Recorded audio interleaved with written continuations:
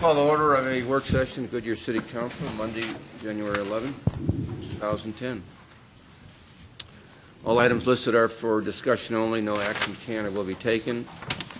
We have 6 of our members of council with us this evening. Council member Antoniak will be late, but he expects to be here before the meeting. Council meeting starts at 6.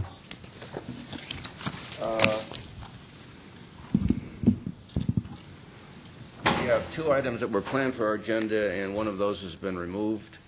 The first one on the cost of services study. So we'll have one single item on the agenda for this particular meeting, and that is to receive an update on the quarterly financial review. So, Don, you're on. Thank you, Mr. Mayor, members of the council. We have a presentation to make this evening, which, once there it is. That's not it. Is that blurry? Is that just me? Something's, it's not forwarding or backwarding.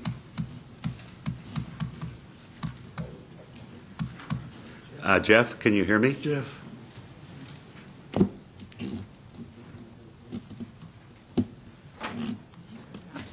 going to go check. Technology. It's wonderful when it works. Work, could you come fix this? Yeah. Apply all my years of legal experience. Threaten it. Yeah, he's going to look for a settlement or, yeah. Control Alt Delete.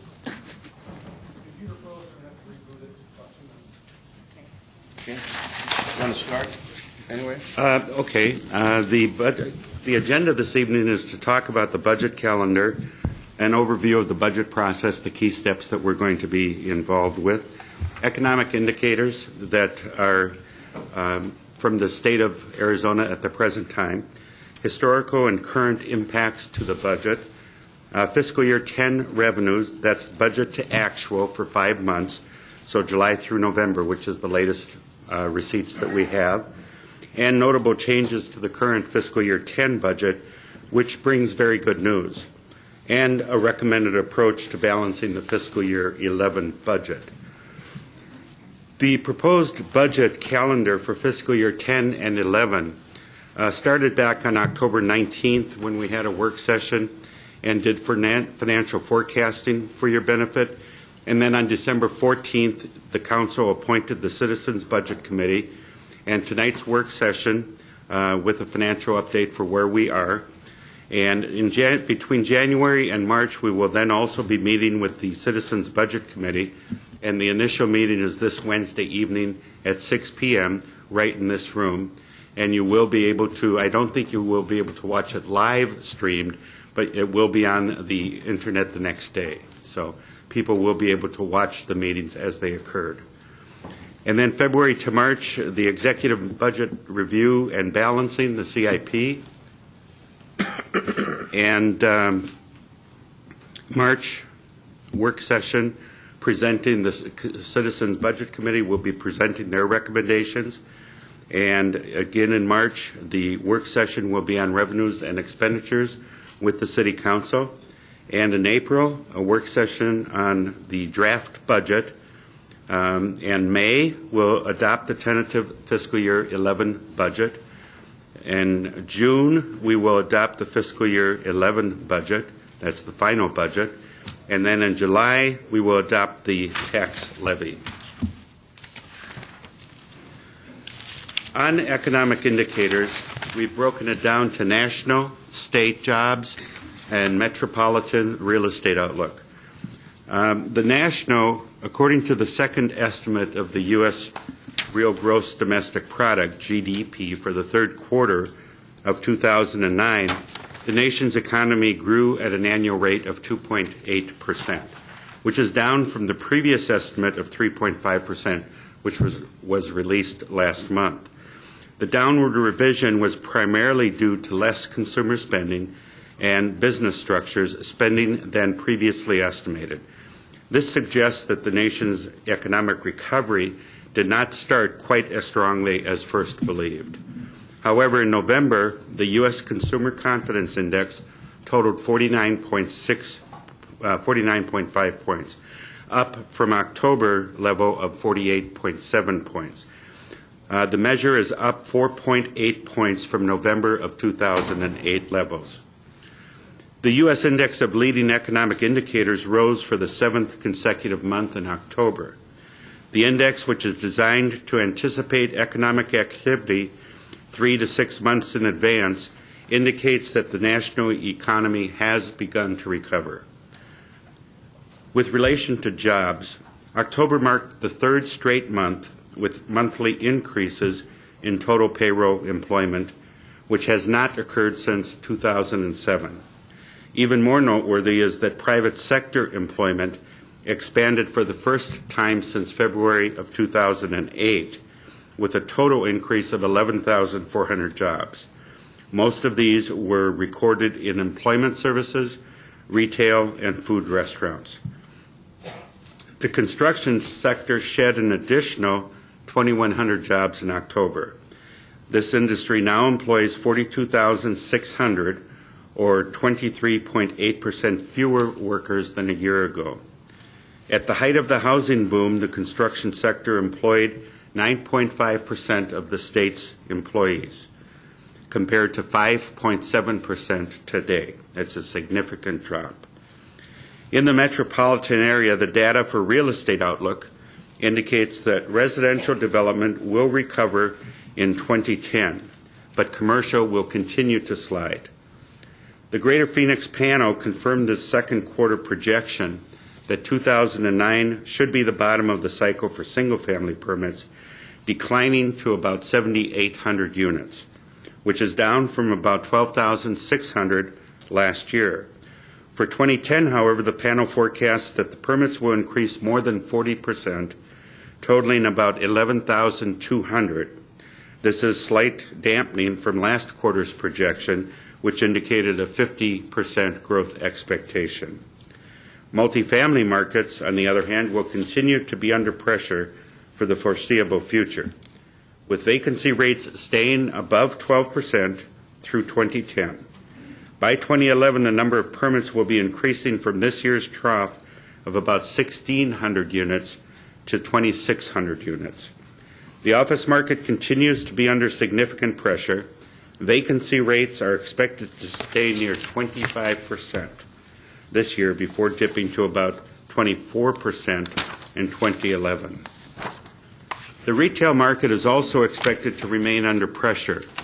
Vacancy rates are expected to stay in the 12 to 13% range this year, 2010, and next year, 2011. The panel also predicts a significant drop in industrial activity.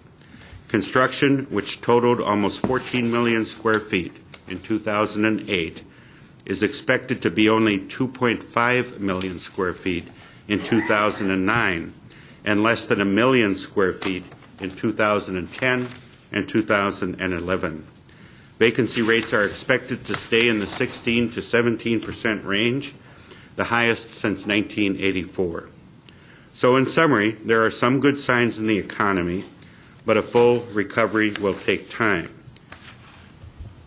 Now, you have these, you have the slides in front of you. So this next slide, historical and current economic impacts to city's operating budget. For the benefit of the audience and as background, the city has endured a significant, okay, now I need a thing. Now you need less. Has endured a significant decline in revenue, thank you, over the past 3 years. The city has also incurred significant or unanticipated expenditures during this time beyond the normal course of business. This slide summarizes some of the key impacts to the city's operating budgets since fiscal year 08. We have made adjustments in our budgets to account for these items. As noted, total fund general fund budgeted revenues have decreased approximately $30 million over a 3-year period. The major sources are broken out as development-related, which is permitting and plan review fees have decreased $6.2 million. Construction sales tax has decreased $10.8 million. There was also a decrease in state shared revenue of $5.4 million. The next slide is for the benefit, again, of the audience. The strategies used to manage the city's budgets have included budget reductions, the use of reserve funds, and new revenues. For budget reductions over the past 3 years, a number of significant budget reductions have been taken. This includes reductions in salaries, commodities, and contractual services across all departments for a total in excess of $14.9 million. This includes the recent $1.5 million in reductions that we implemented already this budget year. Approximately $750,000 in commodities and contractual services, and $750,000 resulting in salary savings from 15 additional frozen positions over and above the positions that have been frozen and or laid off previously. Just as a side note, we have reduced, laid off, or frozen 92 positions in the city of Goodyear. Fiscal year 8 and 9, we had 675 employees, and we have laid off or eliminated or frozen positions, 92 positions, so we're at 583 employees. This is all funds, which is a decrease of 16%. Use of reserves, the fiscal year 9 and 10 budget included the use of $3.1 million in reserve funds. And under new revenue, the fiscal year 9 and 10 budget also included a 0.05% increase in the general sales tax rate effective October of 2009, resulting in an estimate of $4.3 million for fiscal year 9 and 10, and $5 million for fiscal year 10 and 11. Other revenues adopted as a part of the 09-10 budget will produce approximately $580,000 annually. The next slide shows the total sales tax revenue, budget versus actual. Total sales tax revenue through November. Our annual sales tax revenue for fiscal year 9-10 was budgeted at $31.9 million. Comparing the actual sales tax collections through November of 09, year-to-date collections are up $100,000 so far. Not much, but they're up. October and November are higher than July through September.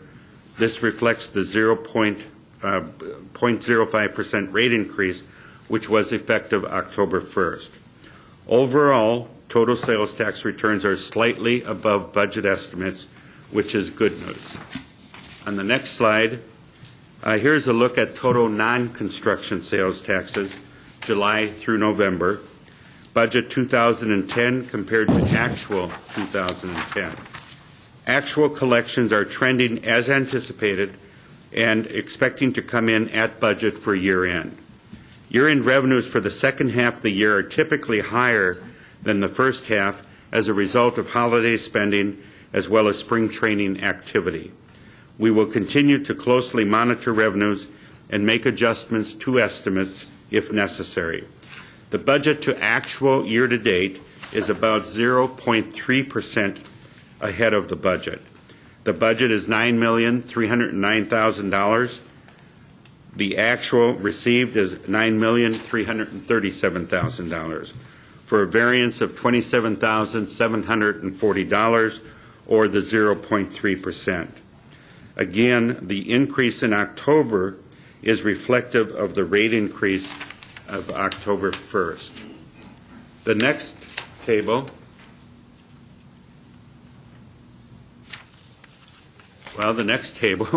will be the total construction sales tax budget versus actual. This chart depicts total construction sales tax, which continues to track on budget. Total fiscal year 10 budget for construction sales tax is $6.2 million. We were collecting $25 million in 2007. I mean, that, just to give you a perspective. The $6.2 million is 50% less than the prior fiscal year budget estimate, which was $12.7 million. Construction sales tax is highly volatile and subject to large fluctuations related to development activity. Therefore, the city has adopted a policy of using this revenue source primarily for one-time and capital expenditures, which is a very wise policy, in my opinion. The budget to actual year-to-date variance is 2.8%. At the budget, we're $2.7 million, and the actual to date is $2.798 million, an increase of $75,287, or the 2.8%. The next chart is total permit and plan review revenue. This is a look at the past 4 years of total permit and plan review revenues. It gives you an idea of how far this revenue has dropped. For example, in 2006, the monthly activity was at or about $1 million, compared to this year when the activity is averaging about $275,000. You'll note on the chart that a high of $1.89 million was received in May of 2007. The total budget for development-related revenue for fiscal year 9 and 10 is $6 million. This includes $1.3 million in revenue that we should receive from the mall development activity. Revenues are currently tracking below our budget and are estimated at $3.5 million for year end. Add to this the amount of the $1.3 million in advanced payment of permit fees, et cetera, for Westcor, and we end up with $4.8 million as compared to the $6 million budget. This is approximately $1.2 million below the original budget estimates. The $1.3 million advance payment from Westcor will be reflected in the January 2010 collections, so it is not reflected in this receipts yet. Some good news, permitting activity for 2009 was up for 2000 as compared to 2008. In November of 2008, there were 11 single-family permits issued, compared to 34 permits in 2009. In December of 2008, there were 19 single-family permits issued, compared to 57 permits in 2009.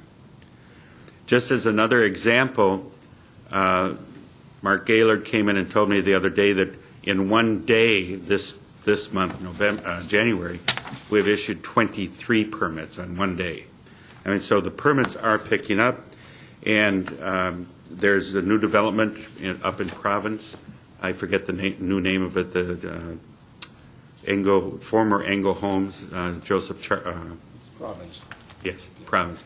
They are having a grand opening next month, and so they are going to be entering the building market at the present time. That's Province in Estrella. In Estrella, yes. Except it has a different name now. Yes, it has a different name, and I'm sorry, I can't remember what it is. The revenue was greater in November of 2008 compared to 2009. That's because commercial was holding its own, but that is not now the case. I mean, so everything is down. This next slide shows the general fund revenues, variances from budget projection. This chart summarizes the fiscal year 10 general fund revenues. In summary, based on the trends we are seeing in revenue, we are on track to meet our budget, which is estimated at $60 million. The chart identifies the four major revenue sources that make up the general fund, which is roughly 80% of total revenue. Development-related revenue, as noted above, is estimated to fall short of budget by $1.2 million. Again, this amount includes the $1.3 million advance payment by Westcor for the regional mall. Non-construction sales taxes is projected to be even, remaining constant. Construction sales tax is also even. We are continuing to monitor this carefully due to the volatility of it. And state-shared revenue is also projected to meet budget pending no legislative changes. The governor's State of the State address today was not really a presentation of the state of the budget or anything, but she did indicate that she would be presenting her plan this Friday for financing for the future of the state of Arizona. Next slide is general fund expenditures fiscal year 10 and current year projections. There is good news on the expenditure side of things. When the fiscal year 10 budget was adopted, we anticipated $67 million in expenditures according to revenue projections. We are now estimated to come in at $64.5 million, representing a savings of roughly $2.5 million. Savings can be attributed to the lower operating expenses. This fiscal year, the city has reduced the operating budget by an additional $1.5 million. The mid-year budget reductions include $750,000 reduction in commodities and $750,000 in salary savings. We have frozen an additional 15 positions, as mentioned earlier. This savings is also attributed to a $1 million one-time reduced debt service payment for the REDS facility, which was made possible as a result of remaining bond proceeds due to the lower costs of construction.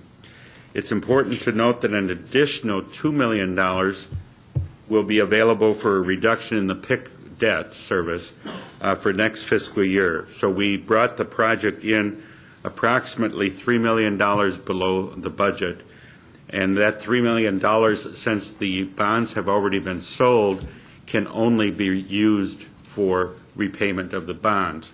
So that's why we're projecting that that will cover the bond payment for a year and a half. As revenues continue to track near or slightly below budget, combined with the budget reductions, we should end the year in a more favorable position than originally budgeted. This anticipated savings will help to soften the landing with additional one-time dollars for fiscal year 11. This is a summary of the projected budget savings for fiscal year 9-10. As revenues continue to track near or slightly below budget, combined with the budget reductions, we should end the year in a more favorable position than originally budgeted, as I've mentioned. This will help to soften the landing, and other sources on this chart, 59.4 total revenue, and other sources, $7 million, includes the $4 million in transfers and the use of the fund balance, $3 million. That's a total of $66.4 million, and the total expenses are expected to be $64.5, or projected budget savings of approximately $1.9 million. More good news, positive impacts to the fiscal year 2011 budget. Increase in the beginning fund balance by $4.1 million. You received the audit recently, and we indicated at that time that there was an increase in the fiscal year 9-10 beginning budget fund balance, which was a result of carryover and expenditure reductions. We originally projected the fiscal year 9-10 beginning fund balance at $20 million, and this was adopted in the budget. The final reconciliation occurred upon completion of the fiscal year 9 audit, and our actual available beginning fund balance was $24.1 million, or $4.1 million over what was budgeted.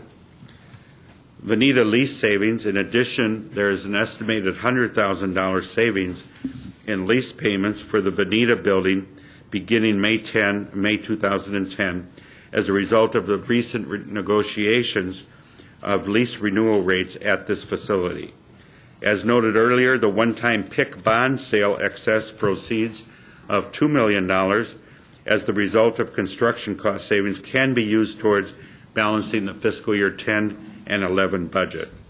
I've also mentioned the mid-year budget reductions taken this current fiscal year, of which $750,000 will be sustainable into the next fiscal year. All of these will help address fiscal year 11 projected deficit, which as you will see in the next slide, is estimated to be about $3 million after various considerations. The next slide. In October, we had forecasted a structural imbalance to the operating budget. Although we didn't identify an amount, we discussed how revenues were trending to fall short of expenditures. Based on current projections, the structural deficit in operating expenses for fiscal year 10 and 11 is estimated at $8 million, which factors in the revenue from our increased sales tax that was implemented in October, and also the sustainable operating expenditure reductions that have already been implemented this fiscal year, which I described earlier. As the state of the economy has certainly been unpredictable, we recommend taking a conservative approach to additional reductions while monitoring the stabilization of the economy and our revenue projections. And so a combination of approaches is being explored. First, our recommendation includes utilizing $4 million in one-time funds to soften the landing for fiscal year 11, $2 million of the remaining PIC bonds proceeds that were not utilized for the construction of the REDS facility as originally anticipated due to the reduced construction costs. And as the bonds have already been sold, as I mentioned, they must be used for this purpose. $1 million will be used in fiscal year 9 and 10, and the remaining $2 million is shown used in the 10 and 11 budget. As explained earlier, due to the mid-year fiscal 9 and 10 budget reductions, it is anticipated that the excess fund balance at the end of the year will be $2 million. It is recommended to use these one-time funds to reduce the deficit for fiscal year 11. It is important to note that utilization of these funds maintains the reserves within the council policy level, which is 4 months of operating expenses. With the current revenues estimates tracking on budget, we feel sales tax collections are stable for next year, and we are also including the impact of a full year of rate increases. Therefore, updated revenue estimates for fiscal year 11 are increasing the amount that we anticipate to receive by $1 million over previous projections.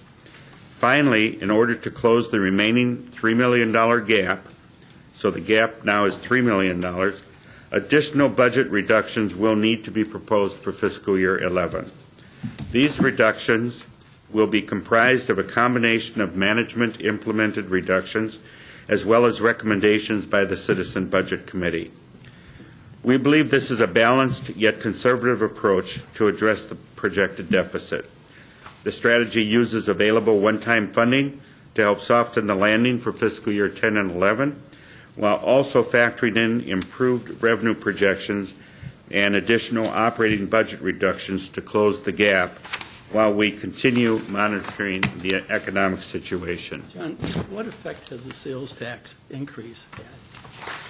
The sales tax increase, Mr. Sousa, has generated in the first month, I'll give you the precise numbers, $347,419. Without the increase, we would have received $2.5 million, and we received instead $2.87 million. And then in November, it's produced an additional $352,613.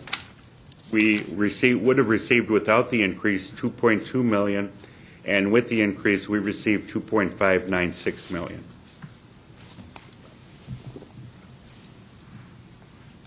Additional budget actions and considerations.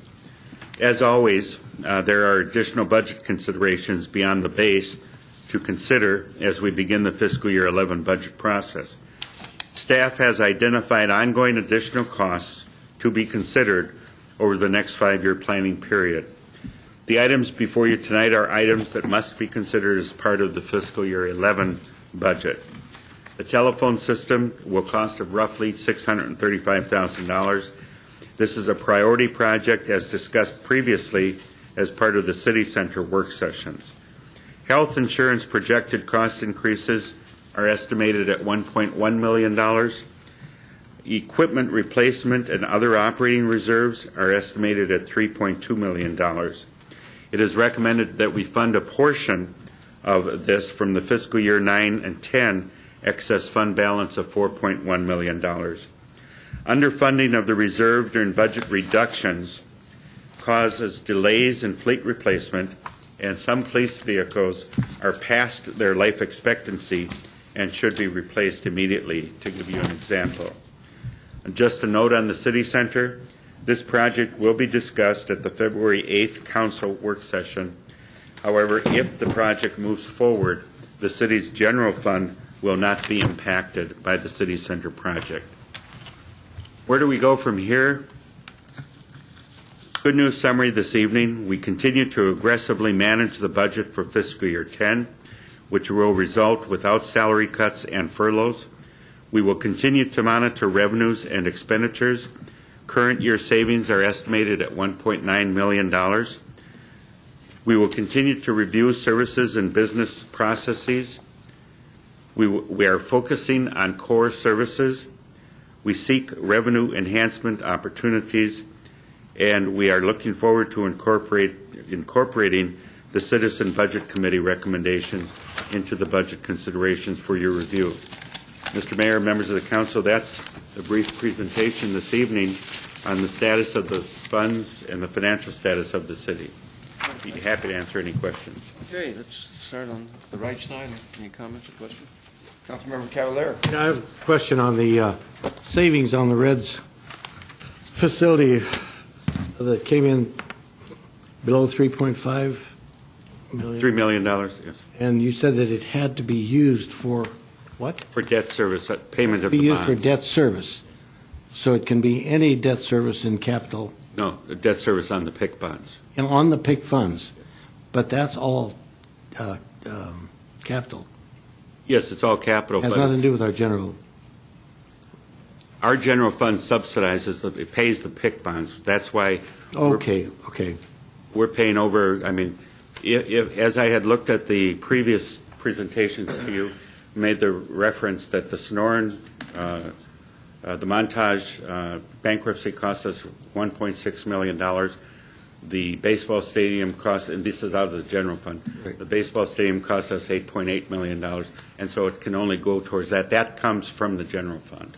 Okay, so that debt, all PIC money, debt comes from the general fund. Yes, that's correct. Even though it goes to paying for capital. That's correct. Okay, so that money then can go back into the general fund and be used in our budget. Is that what you're saying? Yes, that's correct. That's the only question I had. Comments? Yeah, I've got several. First one on the budget schedule, is it possible somewhere in there, in that schedule, that we talk about current financial policies, the current ones we have, how it relates, how we're incorporating it into the proposed budget, and if we need to retweak, any of those current budget policies? Because I'd like to see a little more policy discussion. I know we have a list of them, just to see how it relates to the ones that we... Certainly, we will make sure to schedule that. Okay. Couple other things. It looks like the sales tax, as far as the total numbers, everything's kind of on track from a revenue standpoint, which I think is great. The part where you had mentioned on the, I guess, second to the last slide, the additional budget action considerations, the increased operating costs, the telephone systems, health insurance, any equipment replacement, that 4.1. That's in addition to the page before of the $3 million. Is that correct? That's an addition. correct. Yes, it That's is. in addition too. Yes. And also with the $3 million that you have on front, if I read it correctly, there, by using those $2 million for the PIC and for the $2 million to the one-time funding, that'll create a structural deficit in 11-12. Yes, it will, although we're anticipating More money. recovery will be occurring. Okay, but we'll have to start off with addressing that $4 million. Yes, we will. Now, on the $4.1 million on the last page, as far as that additional, the money that you talked about at the beginning about the increased budget fund balance of the 4.1, that's something that you can match up with this 4.1, or with the additional cost, or is that part of that $3 million shortfall? I want to make sure we're not double counting. It's an independent number. We have $24.1 million in the bank, and that's separate from the $3 million shortfall. The reason why I mention that is we had some conversations about this in the past, and I think it's real important.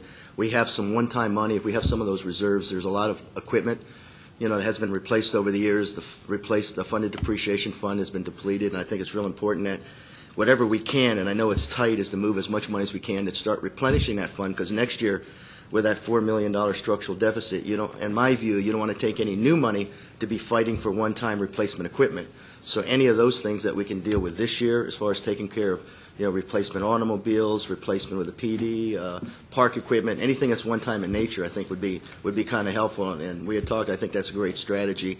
And also putting some more money aside in that fund so that when we have to address the problem next year from the structural deficit, that we won't have to be worrying about replacing old equipment. You'll have some money set aside there. So I kind of like that strategy. So I'm tip of the hat for that.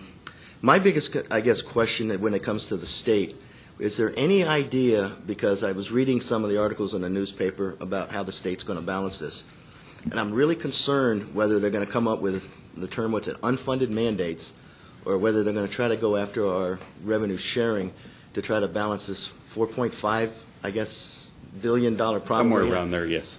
Will there be a point in time when we have a general idea on how they're going to try to get that?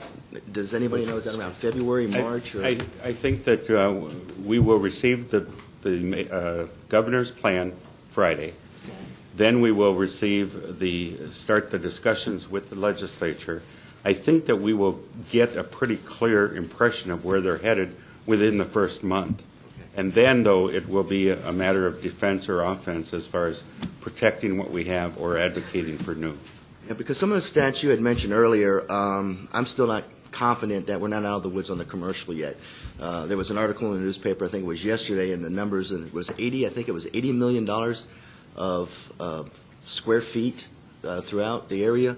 Yeah, it was 80 million square feet that is unoccupied right now, and it broke down in commercial. So I'm kind of concerned where that may be going with as well. So, yeah, I'm anxious to see how the state's going to end up balancing this $4.5 billion and how it affects us, though. We all are. We're hoping that they will not attack state shared revenues, because they have learned that the Arizona cities and towns all work together.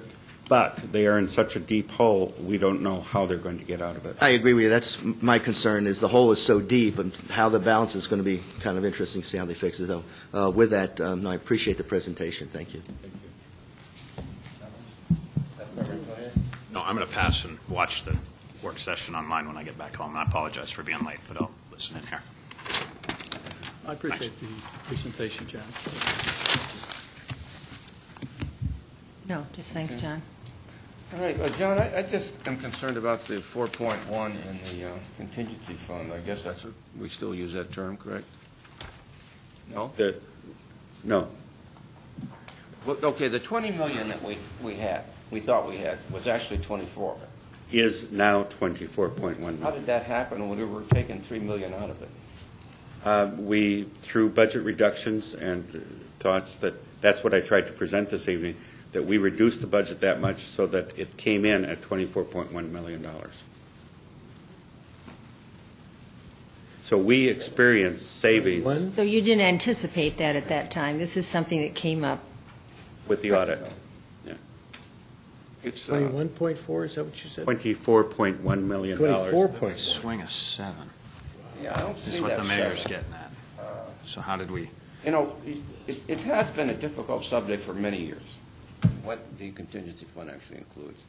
But we understood during our process several months ago that we had $20 million. Right. And the council agreed. In fact, I think we agreed, well, generally agreed. The vote was 5-2, but we generally agreed to take something out of that fund. The 3.1 out of that. 3.1. And now we hear there's 24 in there. And I just don't see how we achieve that. If it was a accounting error or something, then... It was no accounting error. Larry? Was it anticipation of what you felt? I mean, it's all an estimated budget. But this is a significant number. It is a No, significant. it is, and I'm right on track with you, Mayor, because I questioned that myself, and I decided I would wait a couple more months before I really said, now, hold on, if we're not touching our rainy day fund when it was raining and we raised sales tax, I have a problem with that. So I understand where you're going, and I didn't say anything this round because I was waiting for 2 more months, but I'm right with you. I understand where you're coming from there. Okay, first, if I could answer the question on the 24 million versus the 20 million. The estimates in our fund balance that we make in the budget process are done in the beginning of the budget process. As we went through that budget process, we wanted to keep that number the same to keep a consistency in the numbers that we're presenting to you. So the various... But at the time you were presenting those numbers, you knew there was more than what you were presenting to us? No, at the time we were presenting those numbers in the budget process, we developed them about a year ago now for the fiscal year 9-10 budget, January or so. As we go through the process, variables change constantly, including a number of reductions that we made. And the primary benefit of that number was a reduction in our estimated expenditures, including one-time capital expenditures, above what we had projected when we built that budget a year from now. That stays into what's called fund balance. Okay? The $20 million you're referring as a surplus that, or excuse me, as a reserve that has been set aside. That reserve, in my head based, maybe you don't, and that is a dialogue to have as we go through the process, that is based on a charter requirement that says we should set aside 4 months operating expenditures in our budget. 4 months operating expenditures in our budget for this fiscal year, 9-10, is $16.9 million. So dropping the 20 million to the 16.9 by 3.1 is a result of that reduction. Very simply. Okay. So then the use of it, if we are, and in the budget discussion that we'll have in April, and probably a lot of discussions in the interim, the question then becomes, what other reserves are we talking about? Councilman Pizzillo and Mr. Fischbach just referred to. There are some other reserves that have not been maintained over the last couple of years for equipment replacement and so forth, and that was what the recommendation is, to still keep it set aside for that type of use. I don't want to get ahead of you, but I want to make sure I'm understanding what you're saying. So January of 2009, we anticipated a fund reserve balance of $20 million. We all, albeit different votes, but generally agreed that we'd have 3.1 million coming out of that reserve. We would reduce that down to 16.9. So naturally, at this state in the fiscal year, I'm sitting here saying, okay, we ought to be at about 18.5. We should have spent about $1.5 million of that 3.1 that we talked about spending. So really, the difference isn't between the 16.9 number and the 24.1. We're talking about where that other 4.1 come from, right? Am I grasping this correctly? That's my concern. I think it is a $7 million shift. Yeah. Half year. Right. But yeah, where did the 4.1 come from? Where's that? Yeah, that's and. I mean, we should have known it was out there if it was out there. That was expenditure reductions that we took place in the last half of last year primarily, which included some capital expenditure reductions.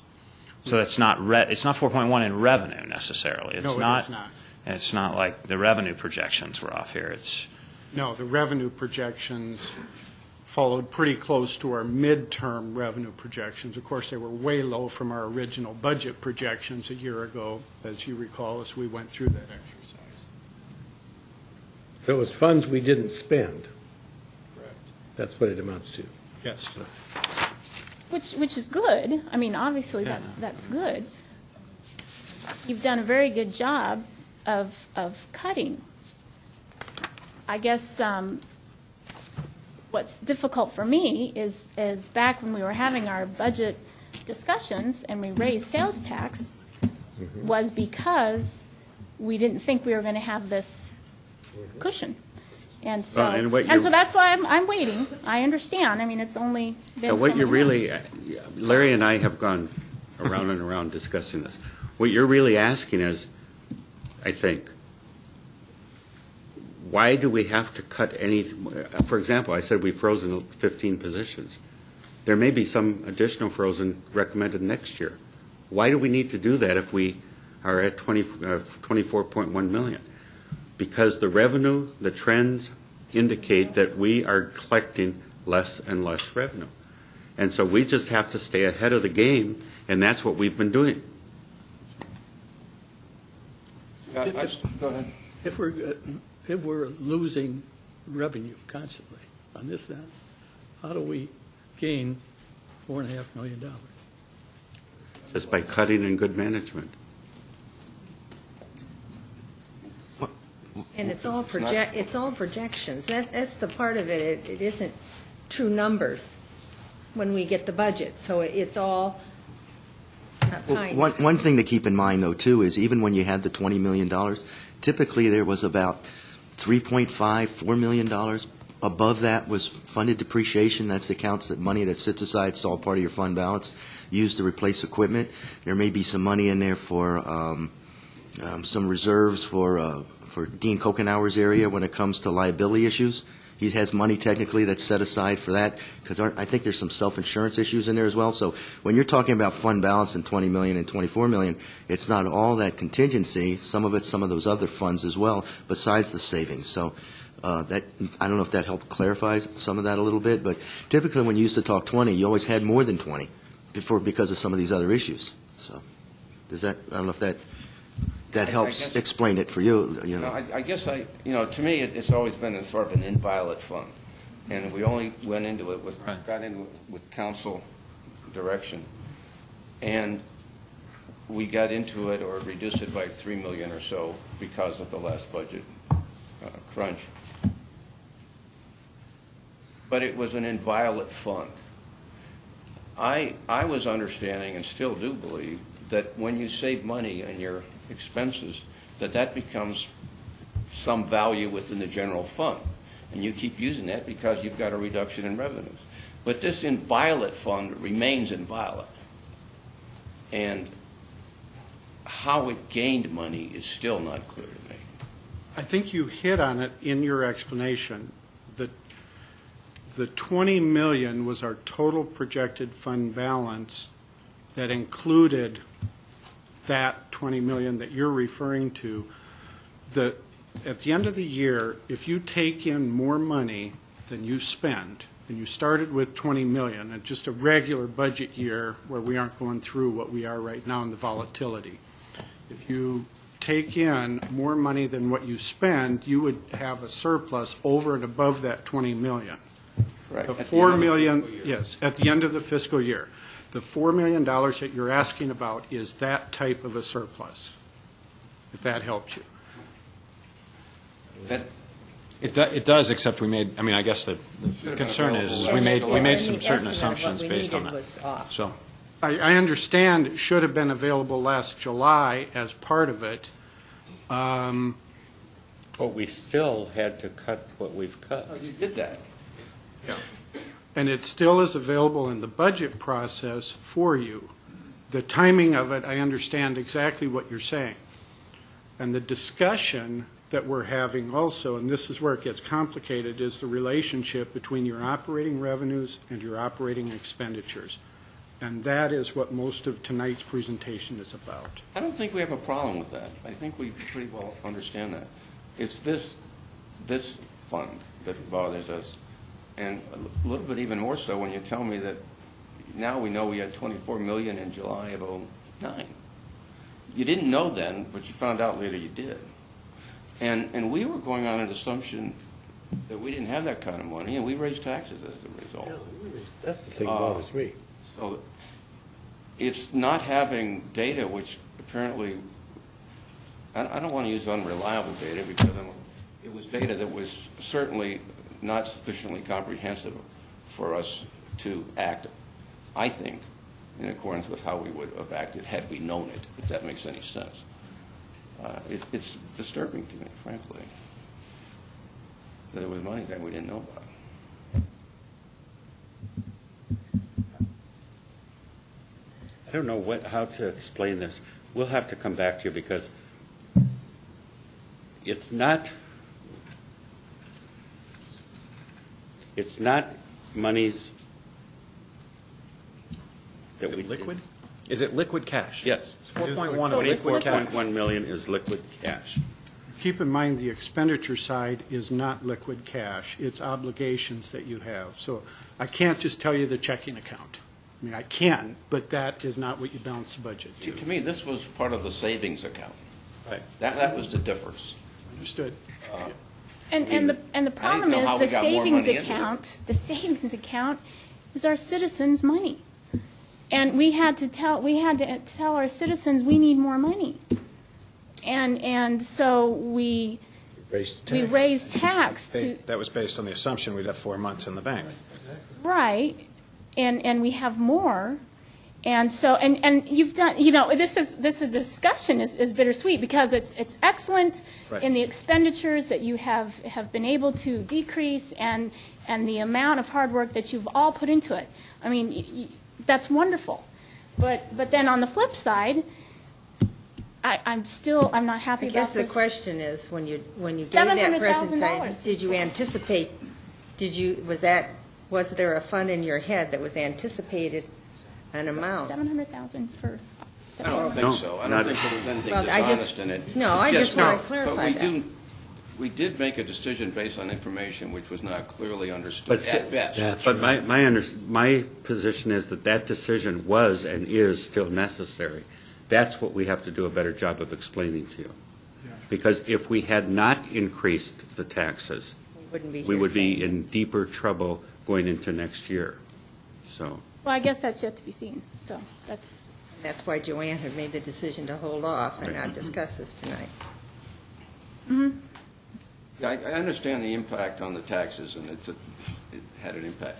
I just am uncertain as to how we're handling that inviolate fund. And that concerns me, not just now, but next day and the next year and the year after that.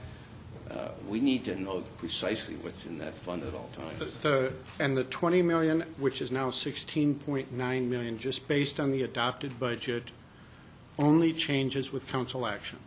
Doesn't change for any other purpose. That only goes down with council action. It doesn't go up unless you ask it to Could go make up it go also. up. It is a set-aside that the city council That's gotta go does. up. No, we didn't. But we asked that question It's a about fund balance. replacing it. We did talk about when could we start replacing that amount that we took out. So, yeah, we did, in a sense, discuss putting money into it, Oh. back into it. If we were going to put money into it this fast, we never would have raised taxes. well, that's right. Well, no, We were I don't gonna do it disagree this with year. you on that. I don't disagree. but yes, you would have had to. I mean, I know that you and Frank didn't like that, but.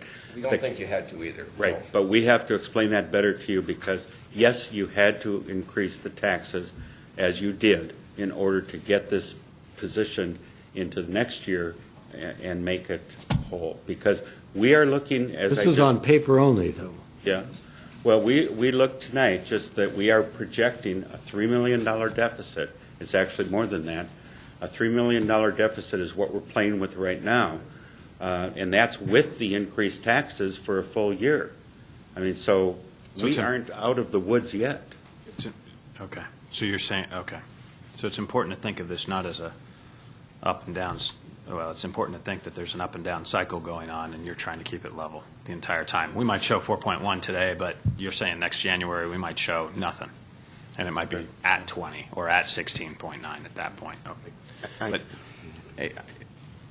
I think the point is important that somehow you have to marry up your real-time data, that if you had an idea